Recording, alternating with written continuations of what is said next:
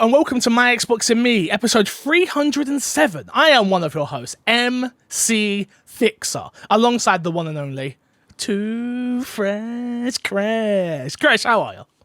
I'm doing good. I never know who you're going to go to now. I don't know if you're going to start with me. I don't know if you're going to start with Matt. Unpredictable, Fixer. Unpredictable sometimes. I mean, this is what I do, bud. It's who I am. I came in this industry to kick. Do you know what's Pitbull? Mr. Worldwide, right? Yeah. They call me Mr. Unpredictable. That's who I am from now on. Do you know what? Someone better interview me and be like, and I'm sat here with Mr. Unpredictable, and I'll be like, who the fuck's that guy? And the one and only, of course, Matt P. Video. Matt, how are you? I'm very well, mate. Very well. Glad to be back on the normal schedule. I mean, well. Yeah, I mean, to be fair, glad to be for listeners, yeah, this is normal. Absolutely normal. It's normal. True. For us, we're kind of all over the place, if we're being honest. And honestly, that's all my fault. But I already feel better this week. You know, last week I finished the podcast and I was just like, oof.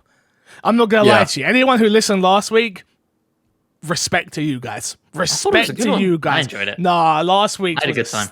Stinker. It was a Crash. Stinker, right? Yeah, I'm kind of with Fixel. That's what last week was a stinker. I had a mare. I couldn't be bothered. I couldn't be bothered to read. I just didn't. Do you know what?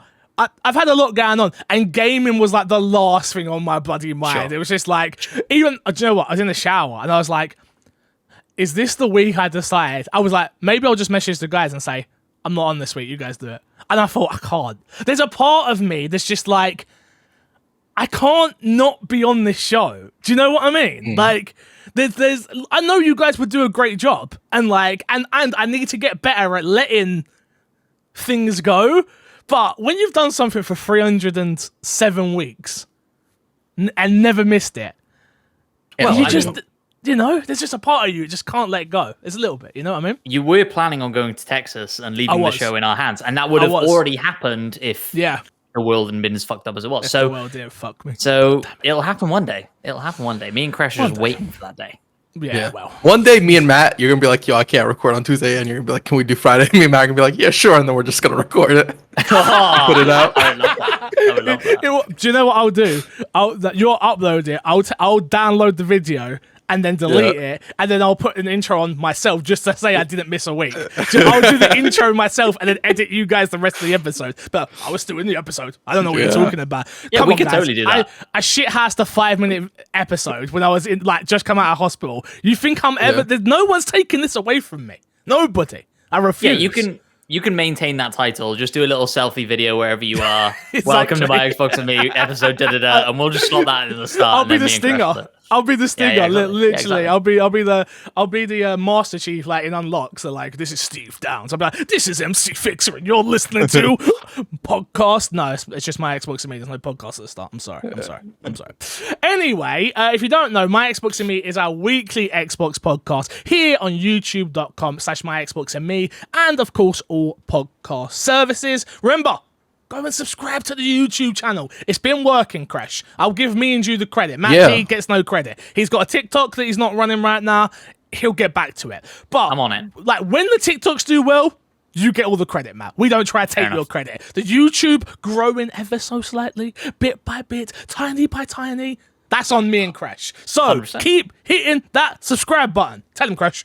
Shout out to the people leaving the YouTube comments, because I feel like every episode there's somebody that leaves a comment like, new person. I normally just listen to the podcast, but just wanted to give you a shout out, or I don't normally come to the YouTube, or something along those lines. Exactly. Shout out to all of you guys. Shout out to you guys indeed. Remember, if you want to get the show early, head over to patreon.com/MCFixer. It helps keep the light on, it helps keep us going. One day I'll be able to pay Crash, and Matt, I don't know what's going on with him. We'll talk about that one day.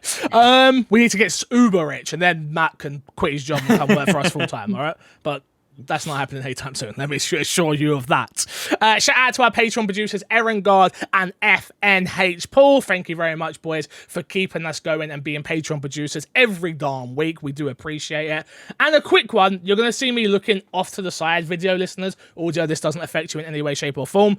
My old camera died. My old Sony A7 III, it died on me. And that was the one that was centered, but we think it might have been due to where it was placed, that the reason it may have died. So unfortunately I'm off at an angle at the moment. I'll try and get it fixed for next week, but for right now I'm gonna be sort of slide. So for 99% of you that listen to the audio, you're not gonna give a damn. This doesn't affect you.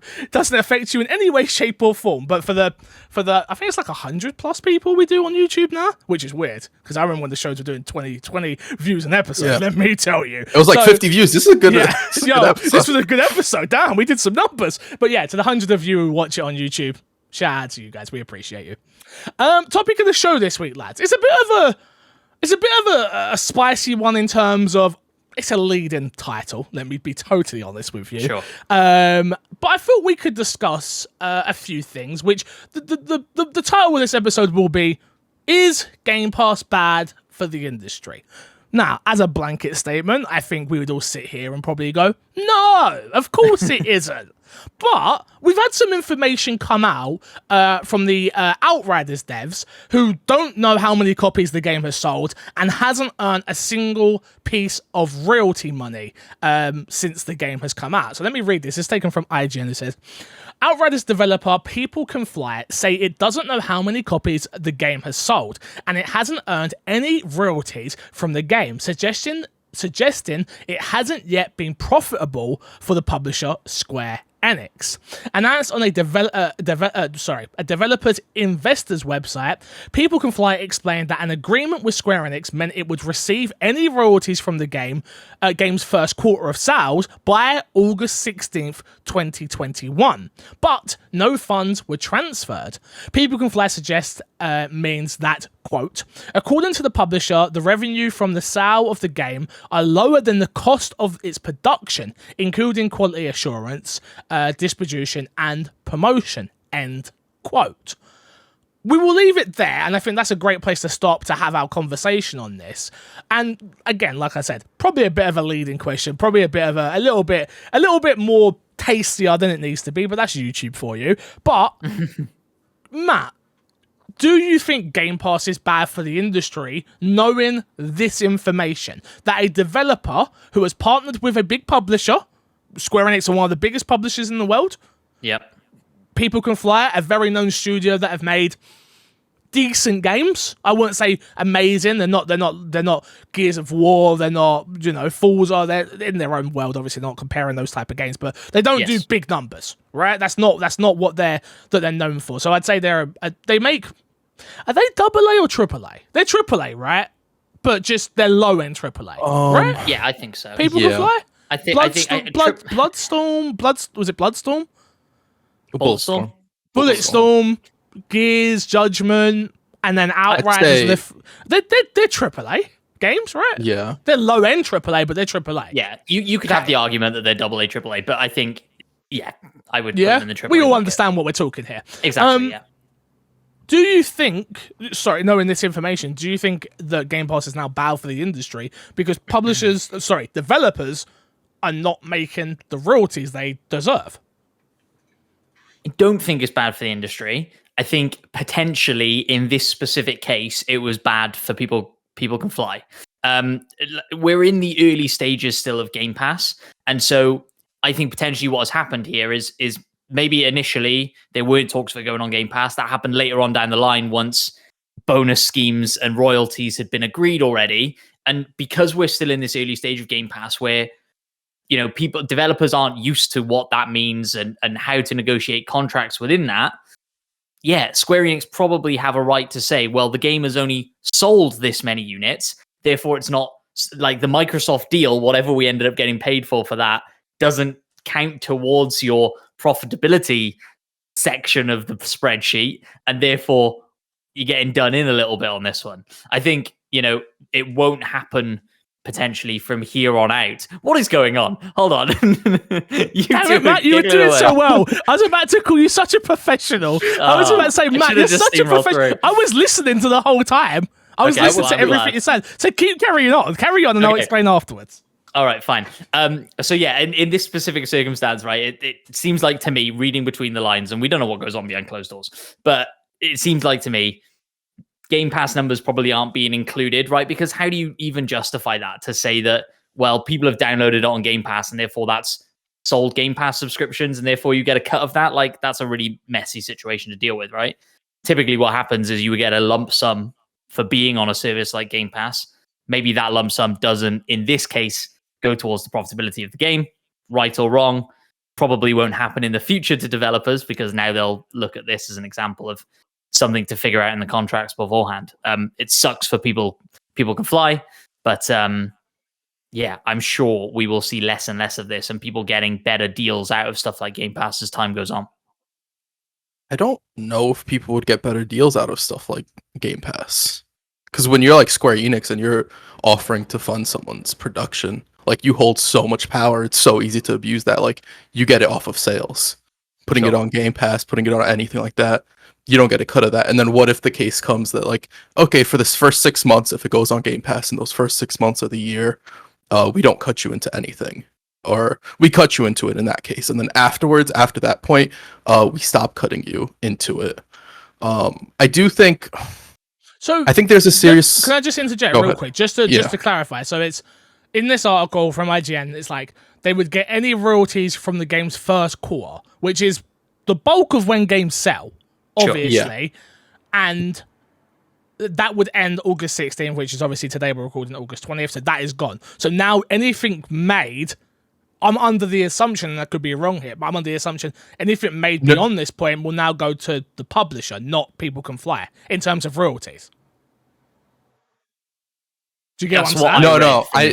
I don't. You think it's the other way around? I think they get the payment, like the first payment, by August 16th is the way I read that, because it's it would receive any royalty for the game's first quarter on sale for its first quarter on sale by August 16th. Yeah, no, that makes more sense. That makes way more sense. That's how I read it. So I think they'll still... Okay, I'm glad we clarified because my take was going to be a lot more spicier than what it is now, so thank you. Sure. Yeah.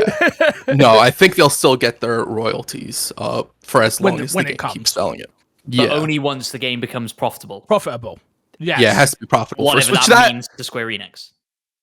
Well, that's I think it's covering the cost they put into distribution, and marketing, quality control. Yeah, and you have to remember, like, Outriders had a lot of marketing around when it came out as well. It had a ton. I think it had stuff on Twitch. It had stuff everywhere. Mm-hmm. So there is a lot to go into that. But I do think for the larger question is Game Pass harmful? I think to a degree you could make the argument yes, only for the people who would normally buy a game. It gets on Game Pass. They play it, and you see this all the time. They're like, I love this game. It's one of my favorite games. And then they don't buy it. They don't support the game in any way. And so it's just that Game Pass deal. And that might work out really well for the studio. If it's a first party game, I think Game Pass works out a lot better because it's like them. It's completely internal. But it's in deals like this where it'll get a little bit murky on whether Game Pass is actually beneficial to the secondhand studio, I guess you'd say. Or the non-publisher. I know what you mean. I think the better word is non-publisher. I think the people that win in this scenario, and it sucks, is Xbox, because they got one of the most anticipated games of the year, as much as there's not much this year, so we have to say Outriders was. We were all excited for when Outriders came out. It came out. Its player base was huge. I've got another quote here, which I'm not going to read the whole thing, but they know for a fact. We estimated. We don't have sales figures. It was just from the executive over at People Can Fly, who says, quote, "We don't have any sales figures for Outriders. We estimate it between 2 and 3 million units and assured that the results that would ensure profitability for this project in the first quarter of sales. The lack of payment by publisher means that, according to Square Enix, this is not the case." So they think 2 to 3 million units have been sold, but I don't think that's the case. It's me interjecting here, which is I think they probably had 2 to 3 million players, and then because of Game Pass is at 10 mil, We know for a fact, I know for a fact, anyone you spoke to, they didn't want to buy this. Not anyone. That's a lot of hyperbole. And I need to get better at that, so I apologize. But a lot of people that I spoke to didn't want to buy this game. And they weren't going to buy this game. They only played it on Xbox Game Pass. You being one of them, That was me. 100%. 100%. That was me as well. I probably ended up putting, I would say 30 to 40 hours into Outriders, probably with no intention of buying it beforehand. Yeah. And it was all because of Game Pass that I picked it up and played it. Now, like, it's so difficult, right? Because the next time People Can Fly come out with a game, I'm going to be vastly more interested in that game because of the time I put into Outriders, which I wouldn't have put in if I was forced to buy. So there are so many sort of caveats to this, right? And like, yeah, is brand awareness worth it from that side of view just to get into Game Pass, right? No. Well, sure, I agree that it's not on its own. What I'm saying is there are so many different avenues to this. No, of course. That it helps, right? But it certainly helps. I don't know. I feel like brand awareness from Game Pass, if they had 2 to 3 million, this ultimately comes down to like knowing how much they sold on the other platforms, which we'll never find out because I don't think Square Enix will ever put that out. Because like how many of those were actually people playing on Game Pass, and how much of an impact did that have?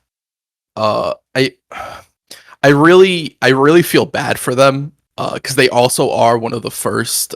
It feels like that we know of studios to develop a game, have another company publish it, and then put it on Game Pass. And I assume we'll probably hear more of these stories, and hopefully more companies end up working out better deals with the studios that they're developing with. I don't think we will, because I think a bit of what Matt P said and a bit of what you've said, I'm somewhere smack bang in the middle, which is I think this works. If People Could Fly had just gone to Xbox with their game and said, and I understand that's not how it works. The game industry doesn't work like that. You need backing, you need money. But so for those type of companies, though, that have funding already from not AAA publishers, just from private investors and things like that, right? If they can then take their game to Xbox and be like, hey, we want this on Game Pass, I think that is how Game Pass works and will be successful. I think from a Square to People Can Fly perspective, which would work out like a second party deal, right? And in my head, that's how that would be, because they don't own them; they just publish their game. It's sort of similar to like Gearbox when they started publishing games as well, right? They're in my head, they're second party. There needs to be a conversation had about this, I think, in the industry of like, okay, in a way, this is a good thing that this happened for our industry. This is a really good thing because it sets precedent to go, all right, so we made a game that was successful. You cannot say Outriders wasn't successful. It had millions of people playing it. People seemed to enjoy it somewhat. There was conversation around it for a while. It had good marketing. It did everything right in terms of the game part of this, what we do, but the business part is where it all went wrong. And I think this is a great thing to have to set precedents. Go, okay, well, this is what we did wrong, and this is why we didn't make as much money as we thought we were going to make. Or the way this quote comes out is they've kind of made no money. They're not out of pocket, but they didn't make any money either, right? Because all their money would be made up through royalties. Am I reading that right? Am I taking that in right? You'd assume so, right? Would you not also assume, we don't know what happens behind closed doors, right? Would you not also assume that they automatically get some sort of cut from Xbox? Who? No. Yeah, no. Square, dude. I don't think I wouldn't make the assumption.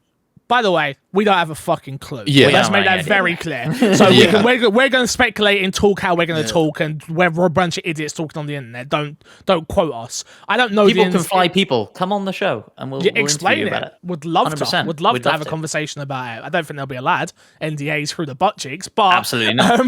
They probably also got a call from Square Enix after this came out. Like, what are you guys talking about? Can we could talk behind closed doors. I think that's what's happened. I think this is the first case of people speaking about something that maybe they weren't supposed to or not.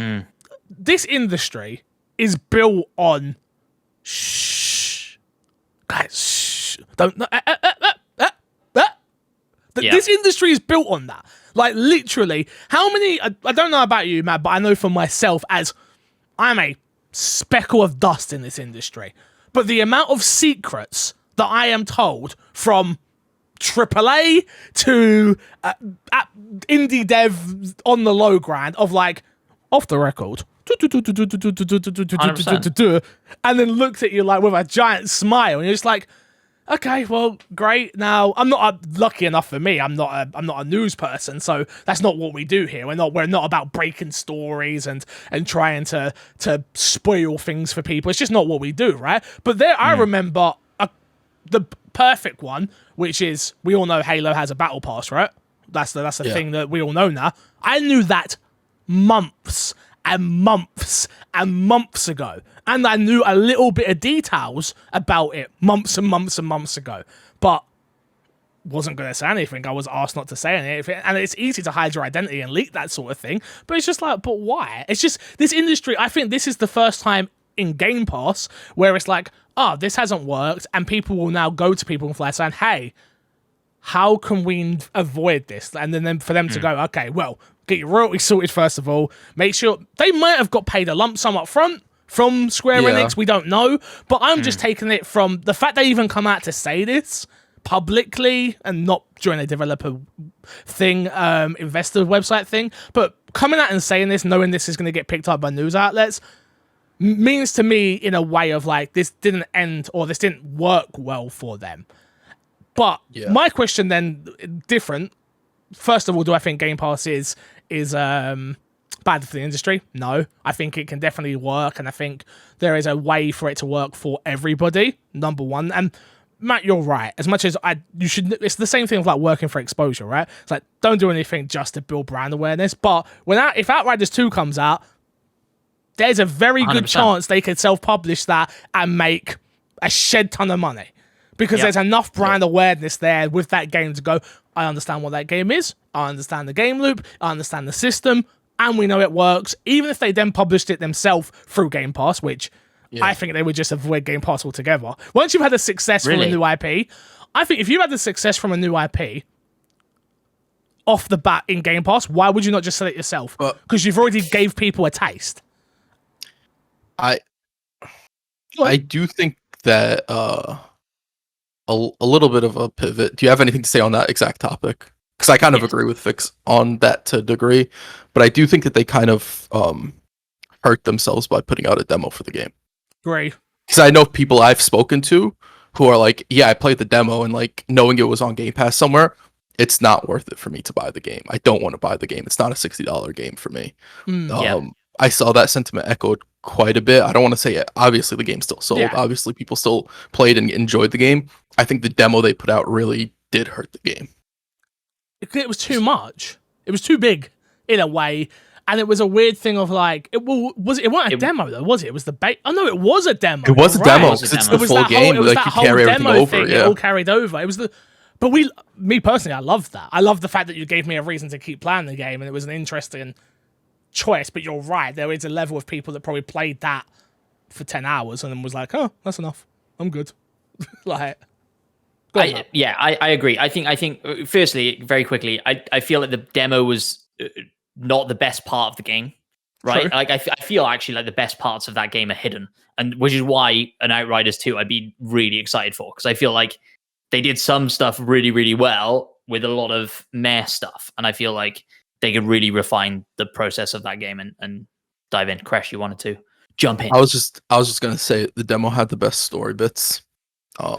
That's sure, but the story true. Isn't the sales. That's the beginning. The beginning. But yeah. I'm gonna be honest. On that, I bought it. Yeah, if I played the demo for that, sell it on that.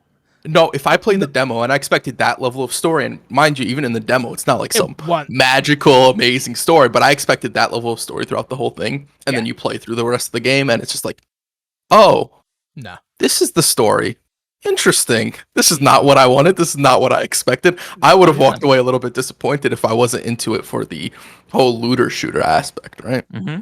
Yeah, which is what I meant when I said it's hidden, right? Like the expeditions at the end of that game are by far the best thing, and there is a boss fight relatively near the start that is one of the better boss fights of the game, and then they don't do anything else with that, and it's like, oh god, like, come on. Anyway, go on. Why do games keep doing that? What Avengers does it as well. You have a fantastic boss fight at the end. No spoilers. And Avengers also not profitable, as we found out this week. So maybe did you find that out this week? Maybe there's a tie-in. It's actually lower down in this article. They talk about it. Avengers has not yet been profitable, according to them. Interesting. So there we go. But going very quickly back to the Game Pass thing. I think you talked about, would they self-publish? Would they avoid Game Pass? I think they'd be a fool to avoid Game Pass. And I think you're right. I think Xbox are probably looking at Outriders as more of a success than anyone else in this situation, to be honest with you. Like people were playing that thing on Game Pass. People were talking about that thing coming to Game Pass as a big deal.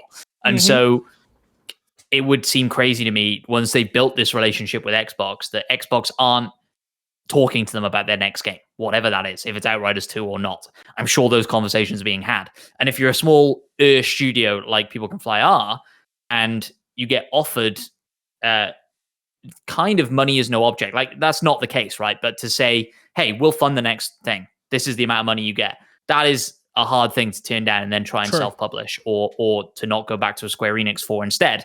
So I could very easily see something like that coming off for their next game. But who knows? Fair enough. So, is Game Pass bad for the industry, Chris? One word, yes, no. A little bit. No. Yes, no. No. It's not bad. Matt? No. Xbox? You don't pay me enough. It's terrible. No, I'm joking. Of course, there's an interesting discussion because I could easily argue either side that Netflix is bad for the movie and TV industry. 100%. And I could easily argue both sides of that. And it's the same thing. So we're in the early days of it. And it's a very nuanced discussion where it's certain aspects are definitely positive and certain aspects not as positive, for sure.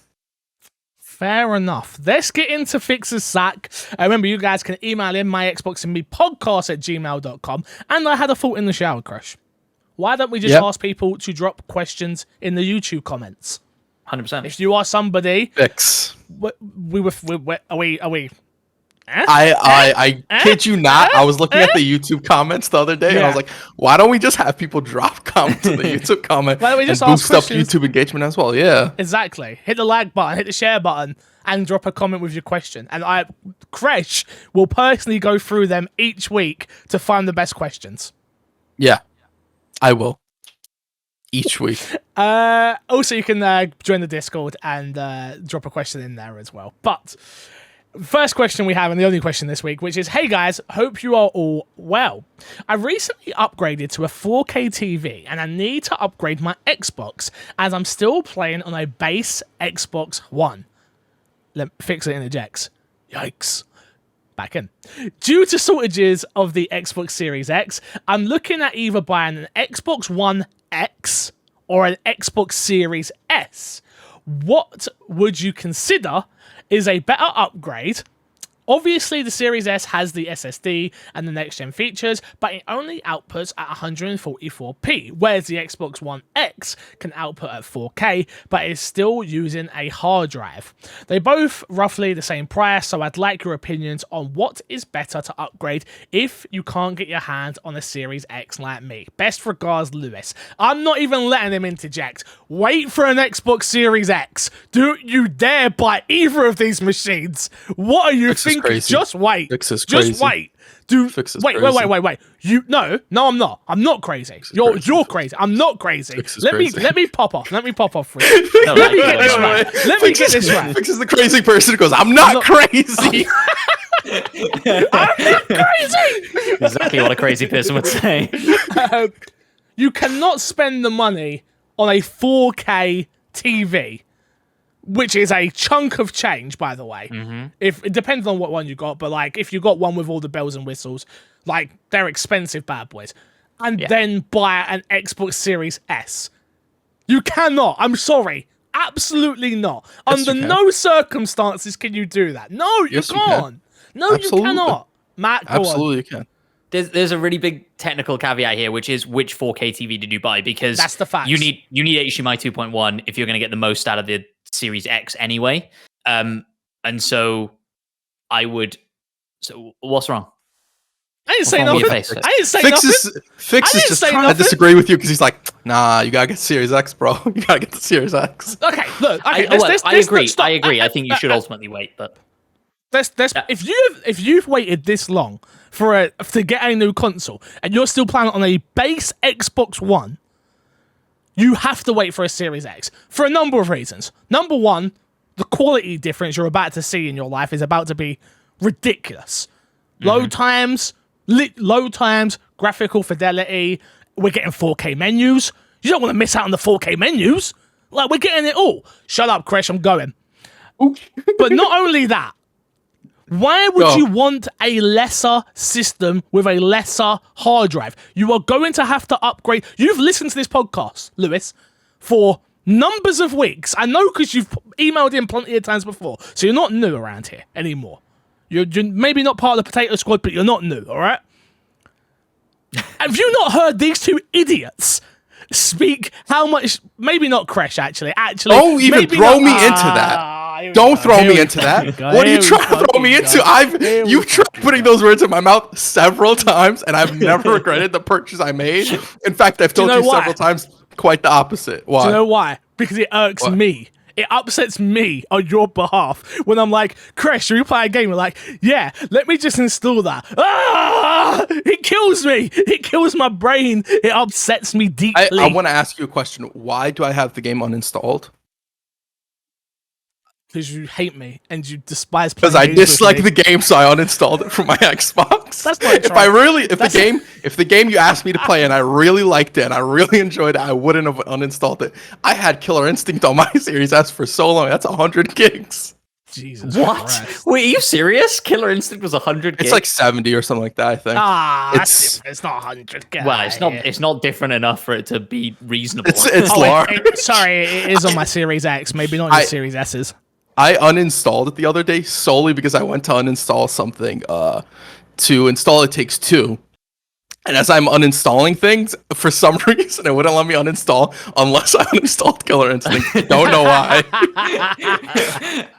It was like, it's time, Crash. It's time. You gotta let it go. On a serious note, though, I all jokes aside and stuff like that, like, Matt's right. Number one, what TV did you buy? Even I disagree with you on the I don't disagree, but I don't think it's as important as you're maybe making it seem. The 2.1, like, it's not the be-all and end-all if you don't have that. I agree. But I do think, on the serious note, storage-wise, you want an X. Graphics-wise, you want an X. Ray tracing-wise, you want an X. There's been little things. They haven't been big things, and I think as the consoles get older, we're going to get a refresh console, of course. We're going to get a smaller version, all that jazz. We are. It happens every year. But I just don't understand why you would want the lesser version. I understand wanting it now. I get that. But Xbox Series X's, I don't know where you are in the world, if you're in America, Lewis, or if you're in the UK. I know in the UK, Series X's are becoming more easier to get. I couldn't think of the right word. 100%. I know there are still a queue system, stuff like that, but I do think just put it this way, getting an Xbox One X, don't even bother. No. Don't even bother. I gave that to my cousin. I gave my Xbox One X to my cousin.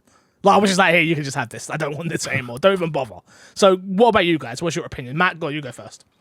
What you could do here is kind of know that you're going to swallow a little bit of some cost, and kind of in your mind think that you're renting a Series S for a while until you can get an X. If that's an option, right? You could buy your Series S now. You could play it for 6 months until the X is, and then sell it and recoup some of that cost and say, okay, well, I've spent X amount of money for the past 6 months to have the next gen.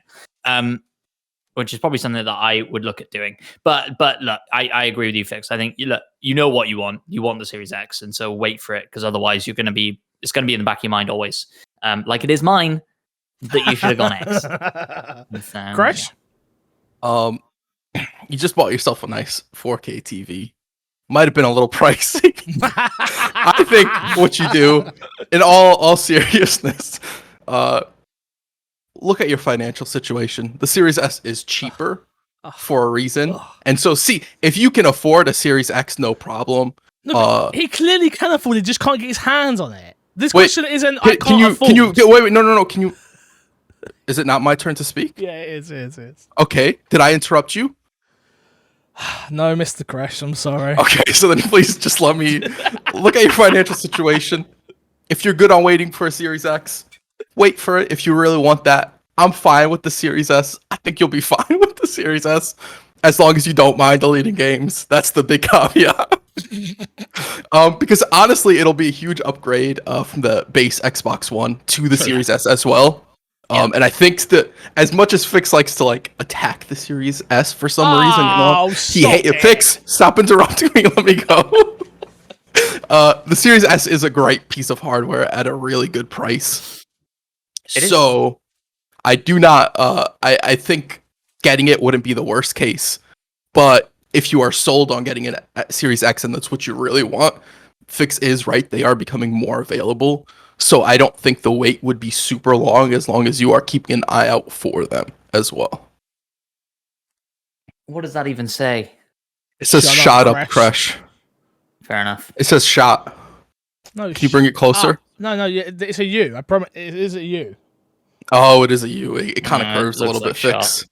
I'll be honest. I was just, I just grabbed a pen from the drawer, lad, to be like critiquing my writing now as well. Jesus fucking Christ, Lewis. I hope we answered your question. Go on, Matt. Go on. I was only gonna say one last thing. Have a look at the games that you are playing and you like to play. I know, always. But have a look at the games that you like to play that you are playing. If you're like Warzone, Apex, if you're into these like huge games that you want on your console for a long time, then I would not go with the S. And I would wait for the extra storage. Apex not that large. Warzone, on the other hand, well, I mean, it's not. You might want to skip on the Series S. It's not. Do you know what the thing is with Warzone as well, though? But it's not even just Warzone, is it? It's Warzone and Vanguard or Cold War. You have to have both because you're going to unlock guns. It's a fucking headache. It is. It really is. It really is. But just so we're apparently clear, all of us, we're all against the Xbox One, right? X? Oh, 100%. It's not even an option. That's not even. That shouldn't even be an option. Point. Yeah. Yeah. No. Yeah. Cool. Let's jump into what's been in our box this week, boys and girls. I'll start off. I've just been playing a game that's not on Xbox. I'm not going to talk about it in depth, but I just want to say I've been playing Road 96. I hope this game makes it to Xbox, and I hope it makes it into Game Pass as well. Not that I think the two need to be interwoven, Sure. but it's on PC and Switch at the moment, and I really do hope it comes to Xbox platforms because if you like Telltale games mixed with similar like Detroit Become Human, but like it's not to those level. In terms of, I'd say like it's not a AAA, it's an indie game, but the story's really fun. So I don't want to talk about it too much. It's not on Xbox, and I hope when it does come to Xbox, I can actually talk about it more, and I'll play through it again on Xbox when it comes as well for those achievements. But yeah, nice. That's all that I've been playing this week. So you guys can take it away. Chris, I'd love to hear what you've been playing. I've been playing Avengers War for Wakanda. I beat the campaign, the Black Panther campaign. Black Panther's fun to play. He's he's an enjoyable character to play. I have some notes here. I just wanna. Oh, nice! Whoa, we got notes.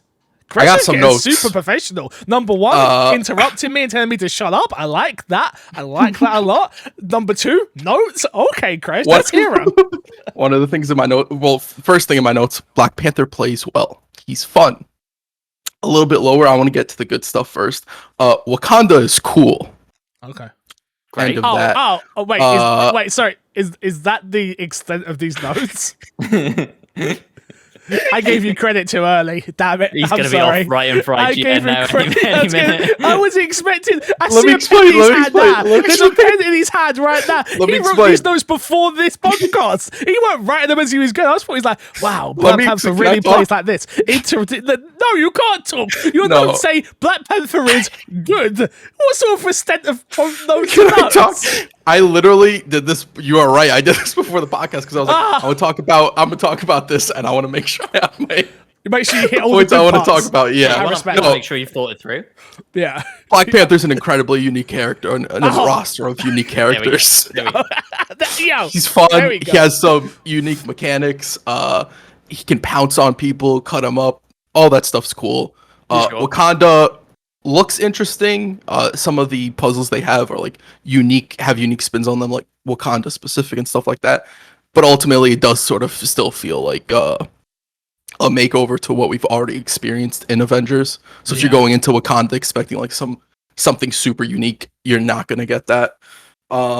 There's 2 new element types if anybody cares about that, Vibranium and Sonic. I didn't use the Sonic one too much. The Vibranium one is cool. You hit them a few times and when the meter fills up, and I don't know if it's time based or if it's the next time you attack them, it does a little explosion and an AoE damage around the person. Okay.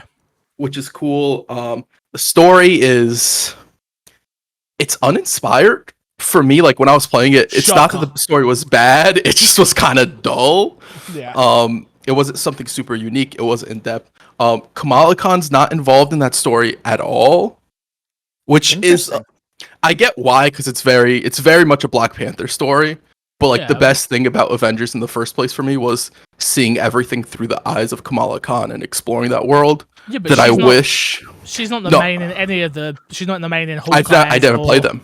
I didn't play them. So this was literally my first experience. Yeah. Sorry. Yeah. That's not how they've done it. That's not how they've done it.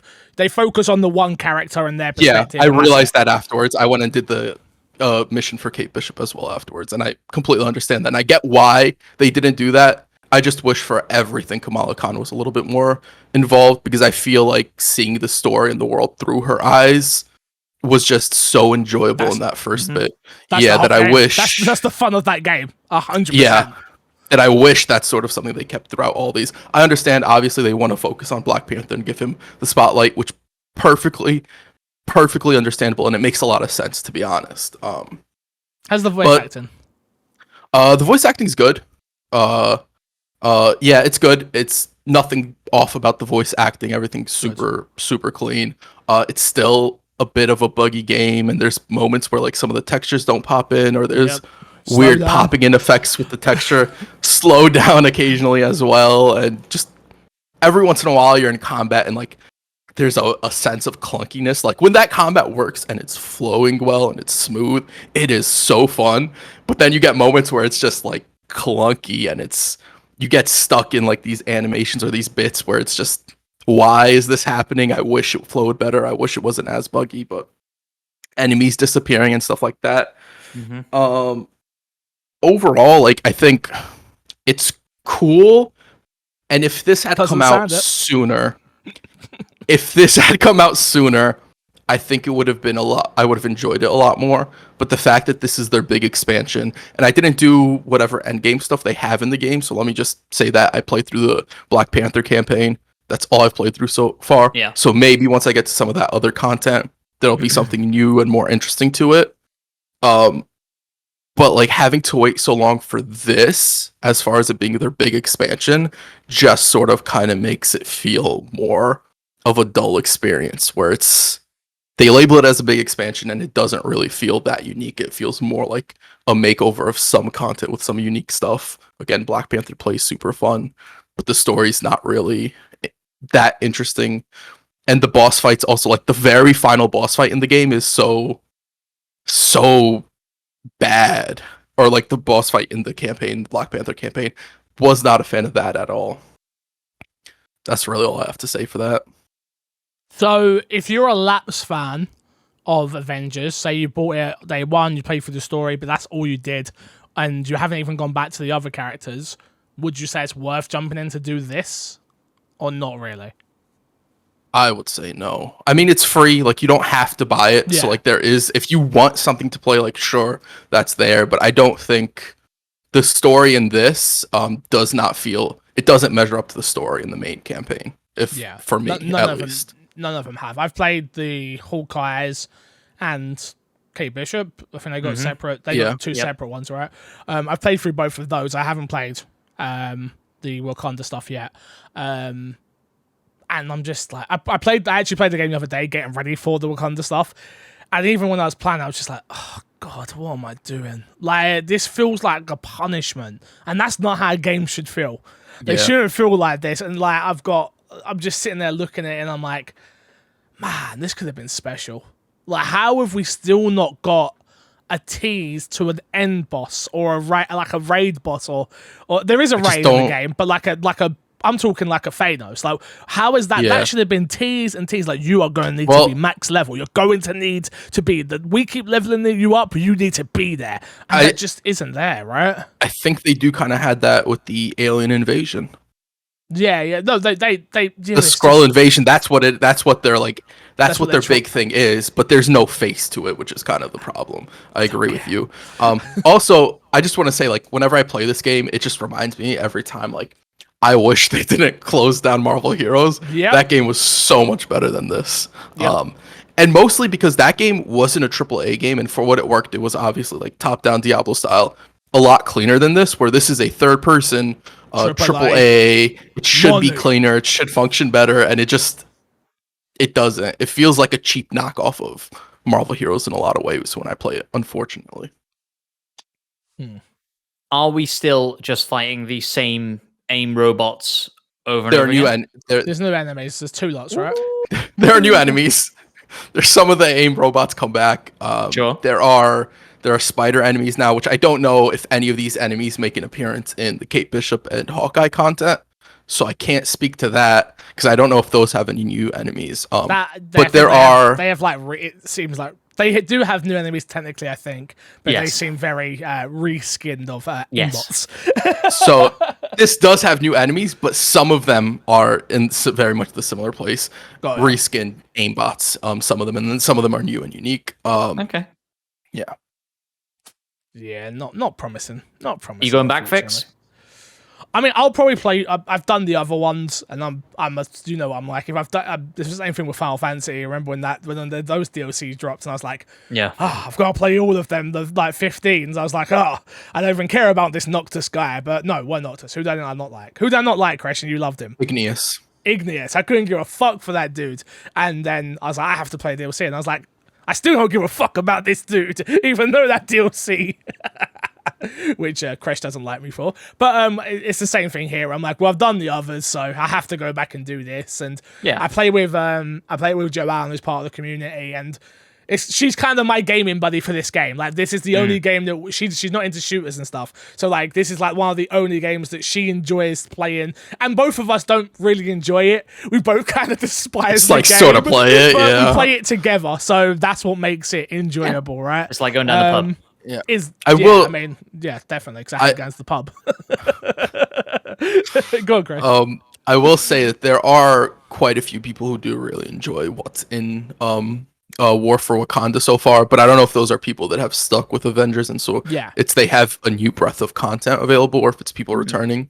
So I do think if you have been interested in the past, you still have the game. It is a free update. That doesn't necessarily hurt you to go on and try it and see if it's for you. 100%. The main thing they need to add is crossplay. It needs crossplay badly, and the fact that they haven't figured that out, they fixed all the new UI. I saw that they've done all the new UI all done up. That's one thing I forgot to talk about. Yeah, the inventory system, the new UI. I don't like it. Oh, what? It's information overload. It's information overload. Like, you get it all in like a compact area, but it's just so much stuff that you get in that one spot. That it's sort of like, if you're new to the game and you don't know what you're looking at, it is very overwhelming. And then also, I hated the old one, so this looks way better. I kind of prefer the other one, but that might just be me. So take that with a grain of salt. But I will say, if you go to in that main screen if you go to upgrade a piece of gear, it doesn't show you how many upgrade materials you have unless you actually go into the menu for that section of gear. That does make sense though, because it's not really made for that. It's made for more equipped in. It's like because you've got the auto equip button to equip your best gear. You don't. That's not there anymore. I've seen it. Yes, you can. I'm almost certain you can. You do in the old. Do you? Okay, I must have missed it. I'm pretty sure you can still auto-select best gear while you're in that menu. Maybe I'm wrong. I'd have to. I was trying to do it, and I couldn't figure out how to do it because before it was the left trigger, and they did give the left trigger a different function in the menu now. So they might have changed buttons. But I was trying to do it, and I was trying to figure it out, and I couldn't auto-equip the best gear. Which I'm just gonna put it out there. Could be a me thing. It doesn't speak to the game. Fair enough. Fair enough, Chris. Thank you. Matt, what about you?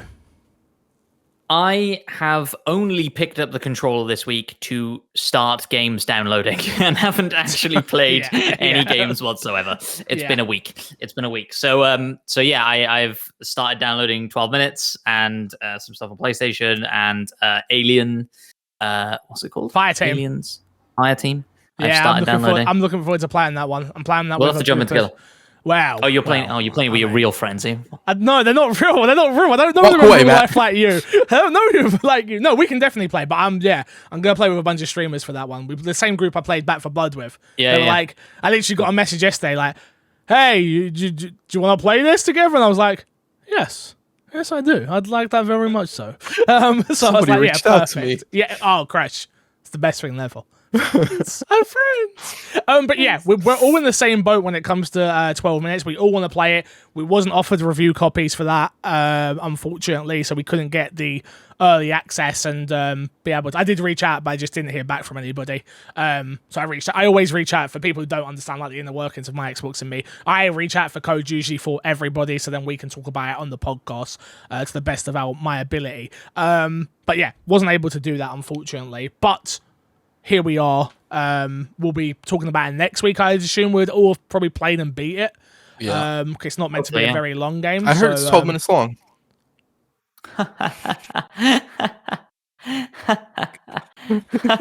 Excites me right now. I apologize for the bad joke. I apologize. That was a bad joke. I know that was a bad joke, but the opportunity presented itself. Useless. I cannot stand these people that I work with.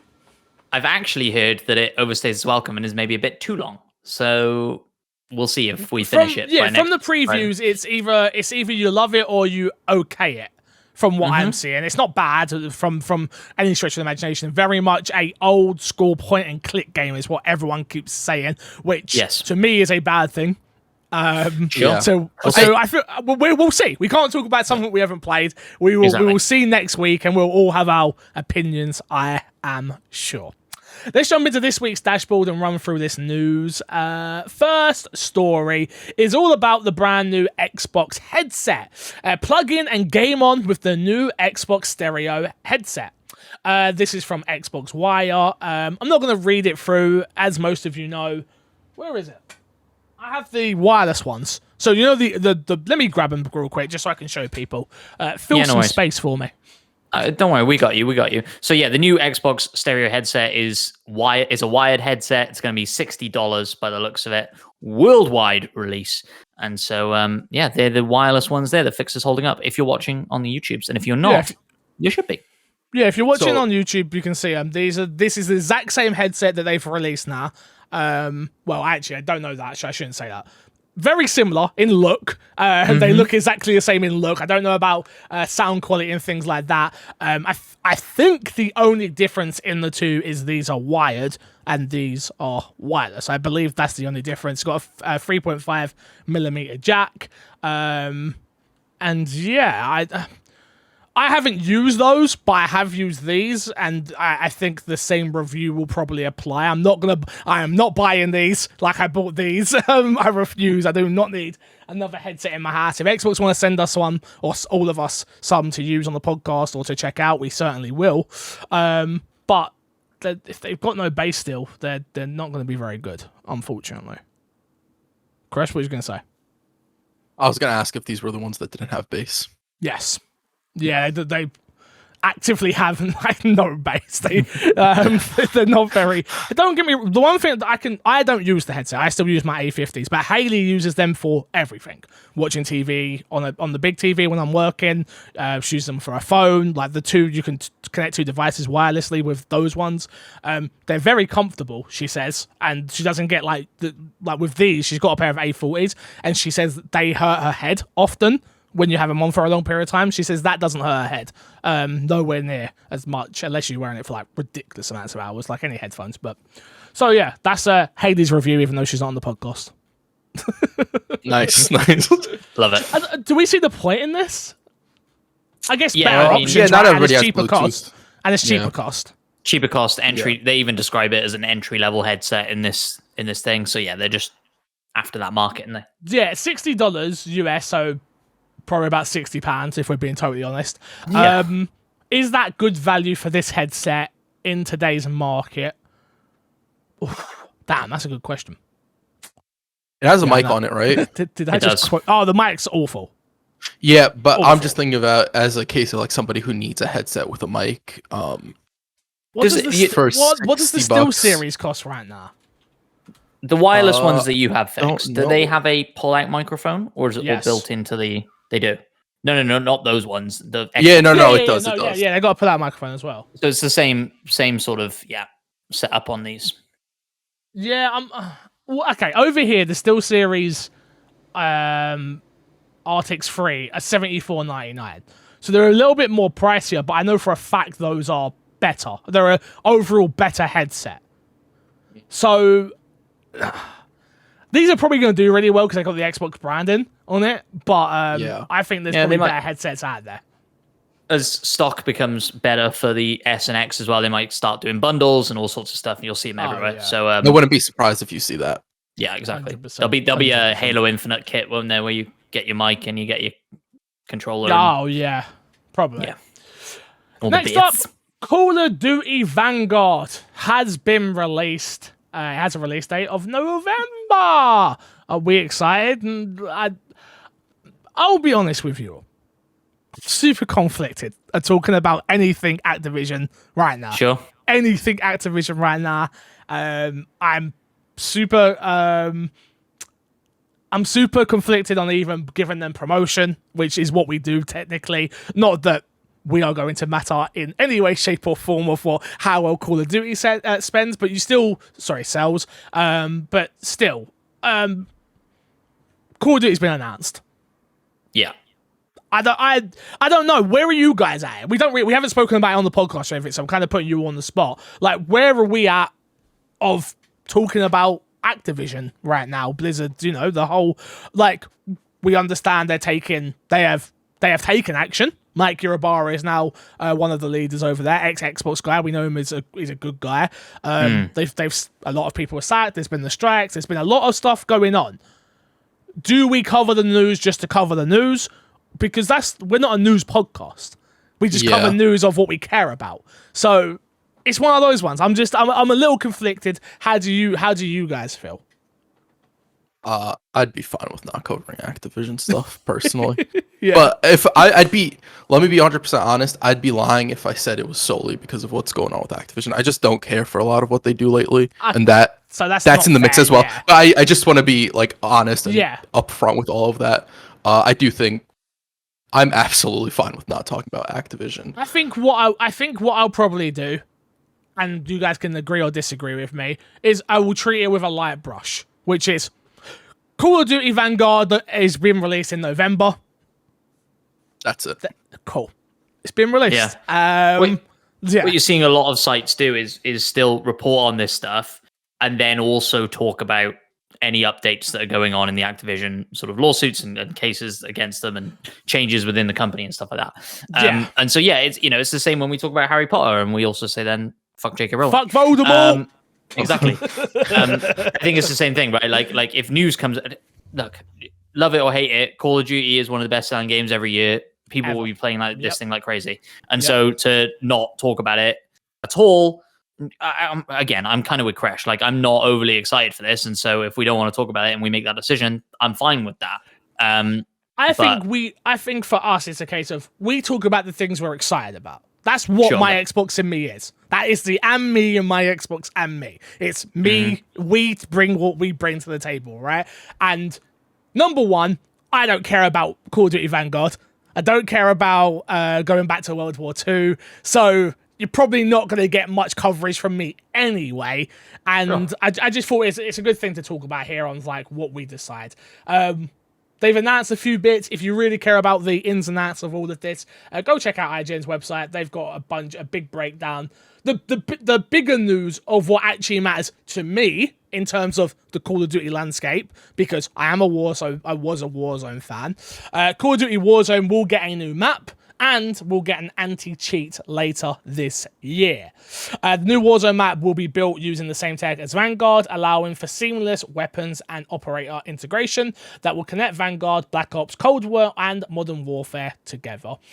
Call of Duty Warzone has a map called Verdasky 84 that has been changed, blah, blah, blah. A new map is coming as well. Early reports say this map is one of the largest the studio's ever created, though details were not shared during the press event. And the last piece of news, which is the piece of news any real hardcore COD player is going to be really happy about, Warzone player especially, is that the new anti-cheat features will also be a long time coming. Activision has had regular issues with mass bans to combat cheating, so improvements will prevent cheaters from joining matches, which is highly welcomed.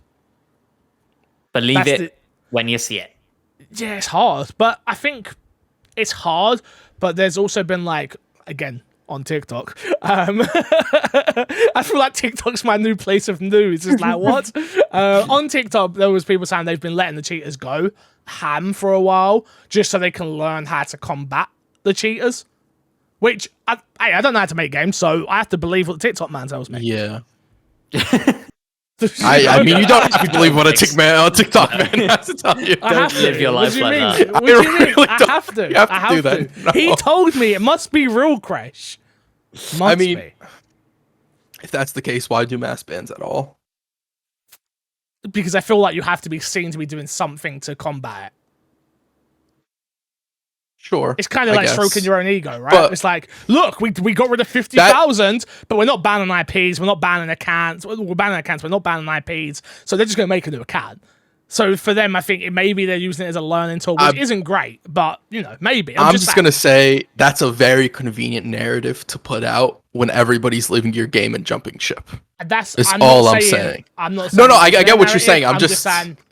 This is what TikTok man said to me. TikTok man said this to me. I'm just saying the TikTok man's narrative. You're ready to drink that Kool-Aid. I get it, Vix. I'm just saying what the TikTok man said. I'm just talking about TikTok man's narrative. I respect that. Next up is a real spicy one. So, Among Us devs are sharing their frustrations with Fortnite's imposter mode. So, have you guys seen the new Fortnite imposter mode? Have you seen it? Have you watched any gameplay or anything? A little bit, yeah. Okay, number one. Tiny top level stuff, yeah. It looks fantastic. I think it looks dope. I actually, there's a part of me that's like, should I go back to Fortnite? Because it looks fun. And I think with a big group, with a big group of people, I think it could be a really enjoyable mode. And for content wise, for what I do for a living, I think it's fantastic. What do you make on the Among Us devs being frustrated with this situation? Crash, I want to hear from first, because we covered the whole PUBG Fortnite fiasco back in the day when that first started happening. So I'm very curious to hear what you have to say about all of this. First of all, I'll give my opinion on this first. And I'm ready, whatever you say, I'm ready for it. I'm torn. Okay. I'm torn on this on two aspects.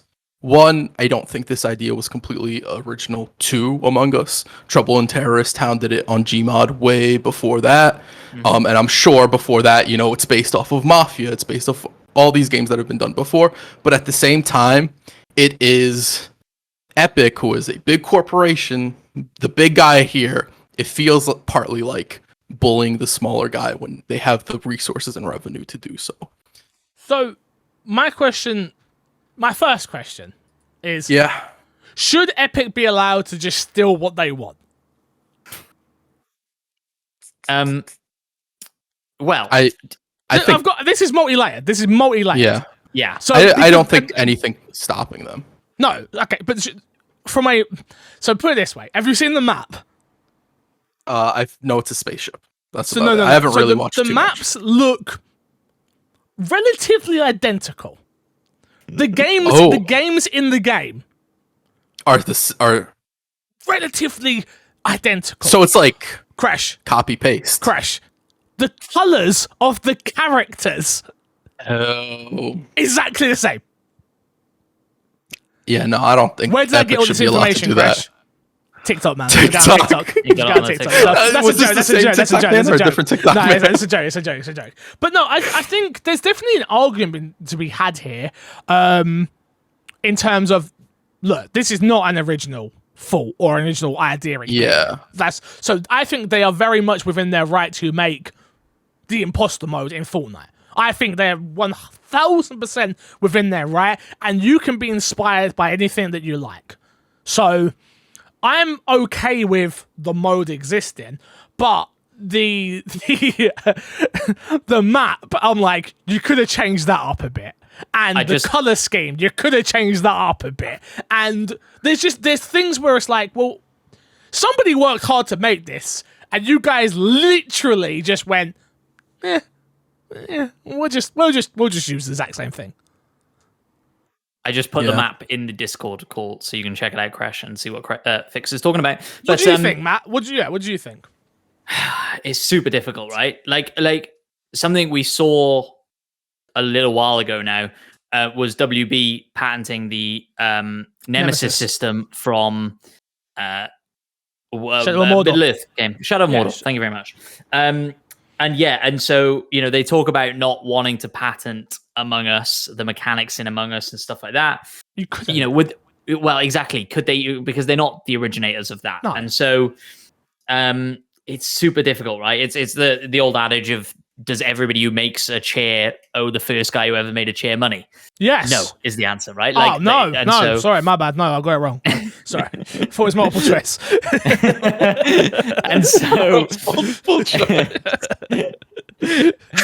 and so it's super difficult, right? It sucks to see, a huge corporation coming in and feeling like they're bullying the little guy out of their own game.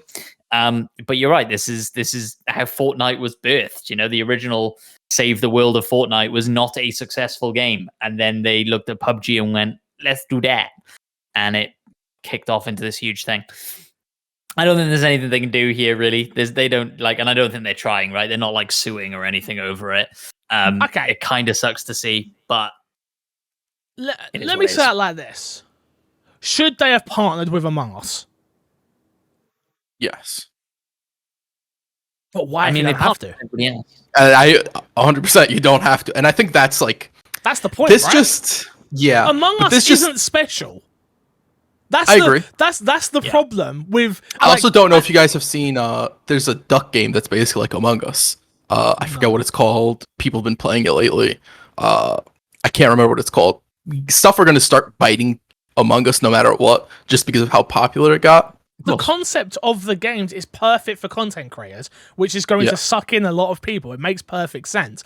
My thing is, I'm not even trying to be disrespectful. I think Among Us is a great game. I've put a lot of hours into it, enjoyed it. Don't get me wrong, I didn't go super hardcore the way some people did with the game, and I respect those people as well. But Among Us doesn't bring anything to the table for Fortnite. There's nothing beneficial there. No, absolutely. When they're partnering with Marvel and DC and Xbox and PlayStation and skins and Among Us skin ain't gonna do nothing. I don't do nothing. It doesn't move the needle. Let me tell you why this is a bad look on Epic for me, especially so, because they've been making this sort of big noise, especially with the whole Apple situation of fighting for the little man.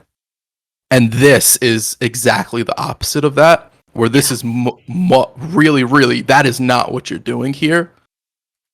You are very much so just you go into the little man's, he builds the sand castle, and you're like, kick him out the sandbox. This is my whole sandbox. I'm going to expend it a little bit. I'm going to add some castles over there. I'm going to add a little moat. I'm going to get my little toy crocodile, put it in the water. My castle's guarded now and whatnot.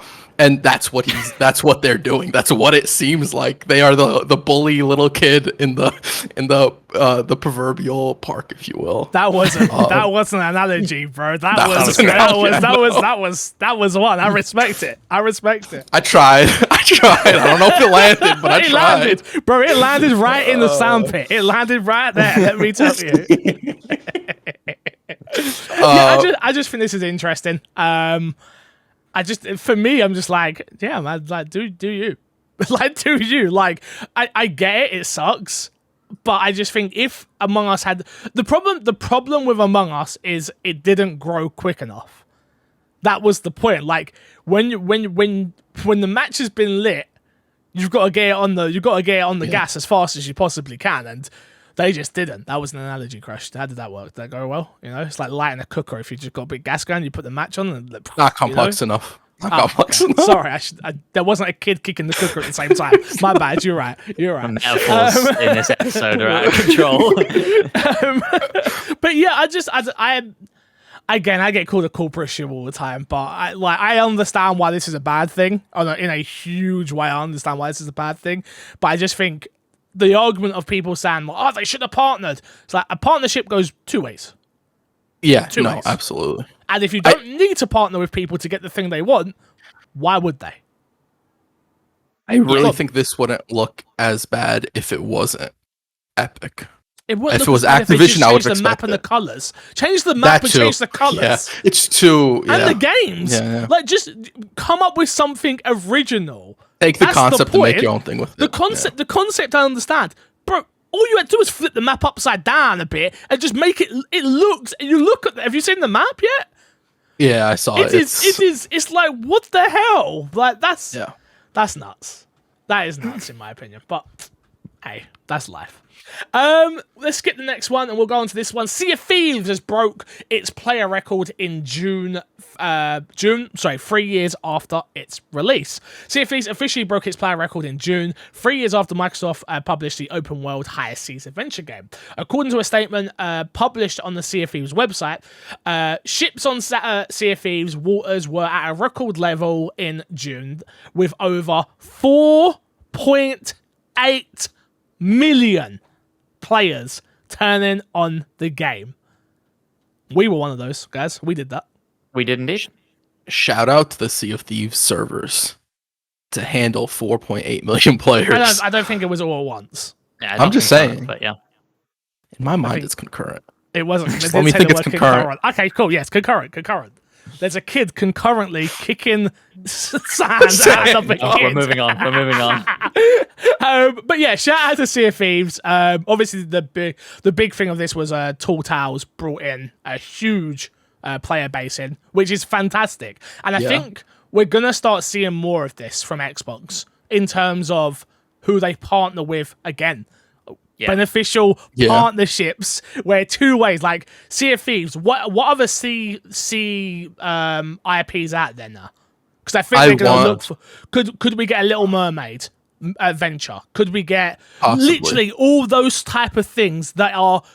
I don't think they need to be kids friendly, but just could we see something Jaws?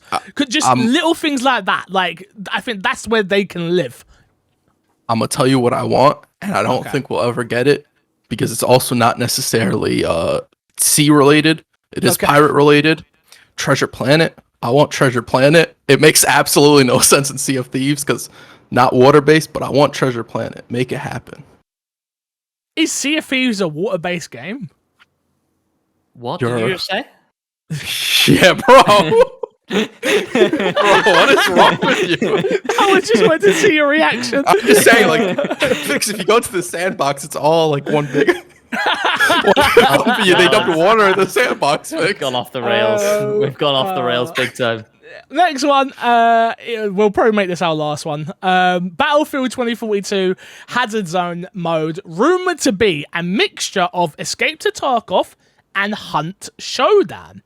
Hazard Zone mode, sorry, that does say that, Hazard Zone mode, appears to have new details to have leaked, courtesy of a data miner on Twitter. The leak comes from a Templary, an account, I don't know, account, whatever. Known for data mining, the Battlefield series in a series of tweets, Templary shared details. I don't know why I tried to put on a weird accent there, I'm sorry. Details on what to expect from the new Hazard mode. Nothing that is a mix between Escape to Tarkov and Hunt Showdown. This person's been right before, so I am all for putting it out there. Take it with a pinch of salt, and it's a rumor, of course, but that does get me extremely excited. Same. Extremely excited, because I really like Tarkov, but it's just not implemented well. Like, Have you played? Neither of you have played it, right? I've played a little bit of Tarkov way back in the day. Bro, it's one of the most hard. The hardcoreness I love. It's the no signposted in that game is what is just. Yeah.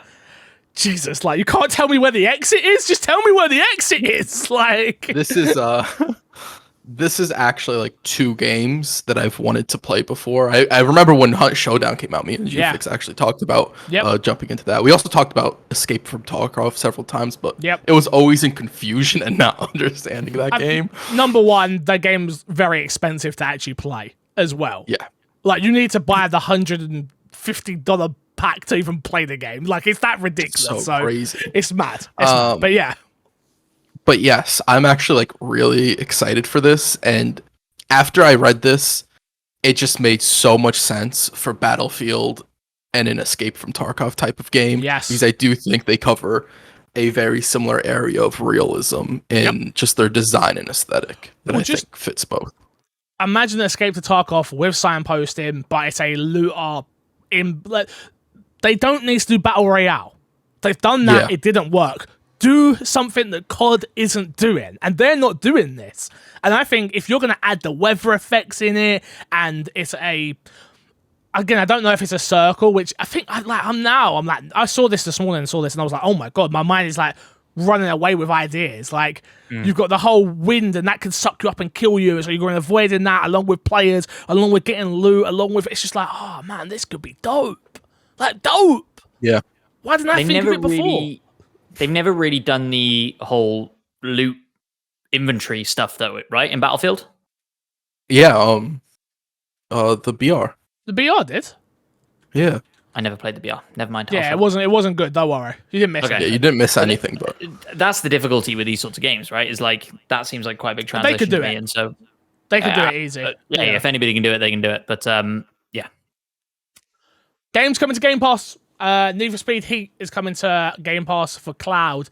Star Wars Battlefront 2 is coming to cloud. Jedi Fallen Order coming to cloud. You have I can't see the name of that one. Recompile. Thank you very much. It's coming to clouds and Series X. I couldn't work it out. Train Sim World 2. Fuck yes! Coming to cloud and console and PC. 12 Minutes is obviously on Game Pass. You have Psychonauts 2 also coming, and Myst coming for the first time on Xbox consoles. First time ever, Myst being on console, Xbox console. And we had Mankind that is already dropped in Game Pass. So a few decent games there, lads. I mean, Humankind. 12 minutes. Yeah, what did I say? Mankind. Sorry, I was thinking of the wrestler. Not Mr. Socko. Mr. Socko. Yeah, no. Have a nice day. Sorry, my bad. Mankind. Humankind. Did it good. Some decent games in Game Pass this month. So go and enjoy them if you're a Game Pass subscriber. Guys, let's plug and get ourselves out of here. Matt P, we got to plug this week, bud. Nothing. Oh, I will announce that I have promised somebody on Twitter, I can't remember their name now, unfortunately, that I will get past the snow level in Gears of War 5. Okay. And so I'll be doing that at some point. Did someone tweet at you? They did. They were very mad. No, they weren't. I'm going to let you guys know. Yeah, if you tweet at anyone from my Xbox and me, you have to tag all of us because we all. No, they were just talking to me. I'll speak for myself. Or I get very jealous that I don't know what's going on. So just tweet at all of us, okay? Thank you. Or just use people have in the past added the My Xbox and Me Twitter page, but when I was responding to him or I was tweeting something else, I was trying to tag the My Xbox and Me Twitter account, forgetting that it had been banned and wiped from suspended, not banned. Don't say the word banned. Okay, it's not banned. It's suspended. It's suspended for a while. The process to get it back. I need to do it again. Clearly, you got to tweet at them. You got to tweet at them out in the public. I'll use my influence. Hey, fix it. Do you know who I am? Did you know who I am? I'm nobody. I'm the kid that kicks sand in people's faces in boxes. Christ, what are you going to plug this week? Well, if you guys have stuck around this long, you guys have heard me give this spiel before, but you guys should really, really, really go to the YouTube page, hit the subscribe button, hit the bell, leave a comment if you guys have a question to ask for us to answer next week. If you guys want me to elaborate on the sandbox, I can just leave a comment asking for an elaboration over on the YouTube page. Until that day, I'll be hanging out in the sandbox, kicking people's castles down. I appreciate that. I appreciate it. You can follow us all at MC Fixer on Twitter, at MattP Video, at Kreshnik Plays. I'm getting back in my mojo, and I'll be honest with you, I'm falling more in love with YouTube again, which is nice.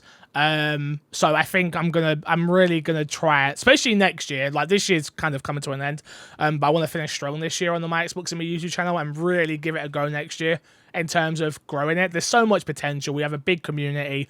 People enjoy the three of us now. We've got something good going here, so it's really time for us to kick on. So please do go subscribe to the main YouTube channel, My Xbox and Me. You can subscribe to both of my other YouTube channels, youtube.com/mcfixer, which is my main channel, and then I've got a gameplay channel, which is youtube.com/moremcfixer. I'll be putting up my Road 36 full playthrough. Shotgun just finished editing it. The thumbnails are made, so yeah, really looking forward to that. I've got 4 episodes going up, so if you miss my streams, that's the perfect place to get that content in a more condensed way.